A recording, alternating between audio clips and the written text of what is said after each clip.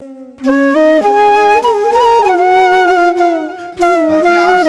निवेदन करना चाहता हूँ, इतना गौरवमय बढ़िया प्रोग्राम चल रहा है और जिसे जाना है वो एक एक करके व्यवस्थित जाए, एक साथ ऐसे भीड़ में झूठ उठ के ना जाए, उससे मानसिकता बिगड़ती है। और आप पढ़े लिखे लोग हैं, बुद्धिजीवी लोग हैं, आप जानते हैं सब, जब जनरल डायर ने जलियांवाले बाग के अंदर गोली कांड किया था तो उसमें हजारों लोग मर गए, झुंड के झुंड।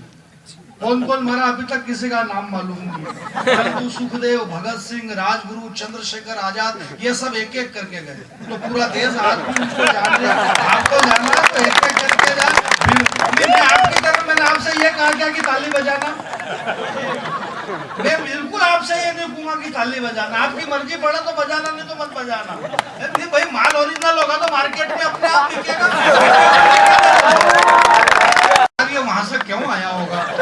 परसों मंजू दीक्षित जी ने उदयपुर के बोल दिया ऐसा, बोले मैं पहले भी आपके शहर में कई बार आई हूँ, लड़कों का दिमाग खराब हो गया। बोले यार ये पहले क्यों आई होगी, इसके पहले आने का क्या कारण रहा होगा?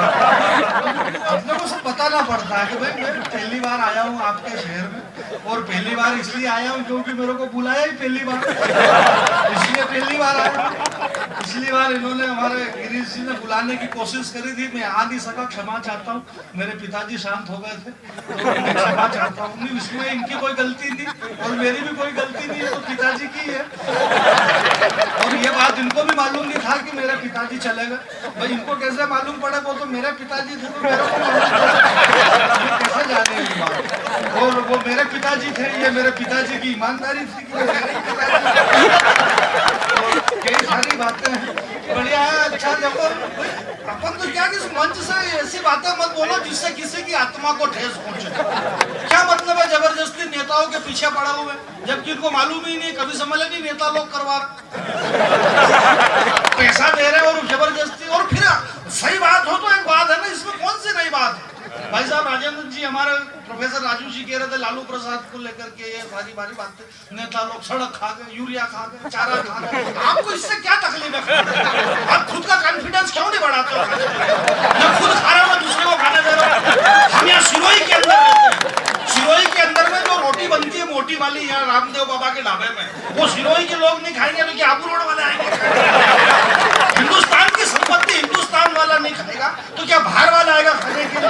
आप खाओ, खूब खाओ, और जो खाएगा वो जिएगा, जो नहीं खाएगा वो मर जाएगा।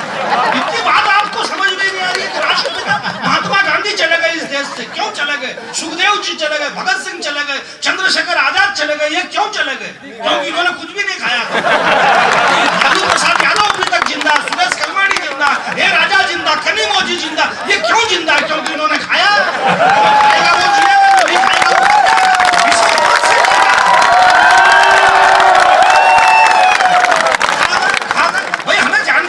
चाहिए। आप पढ़े लिखे लोग बैठे हुए, कलेक्टर महोदय यहाँ पर बैठी हुई है, एसपी स्वास्थ्य सुरक्षा और प्रबंधन दोनों यहाँ पर बैठे हुए हैं। कलेक्टर महोदय अच्छा, अरे जो भी हो, मेरे को क्या है कि मैं बड़ा तो मेरे को मालूम नहीं पड़ता। आपसे ये कह रहा हूँ, आप पढ़े लिखे लोग हैं। आज से 5000 वर्ष पहले भगवान वेदव्यास जी महाराज ने लिखा है कि जब भगवान कृष्ण घुटनों के बल चलते थे तो माँ यशोदा ने कान्हा से कहा, बोले कन्हैया तुमने मिट्टी खाई है, मुंह खोलो।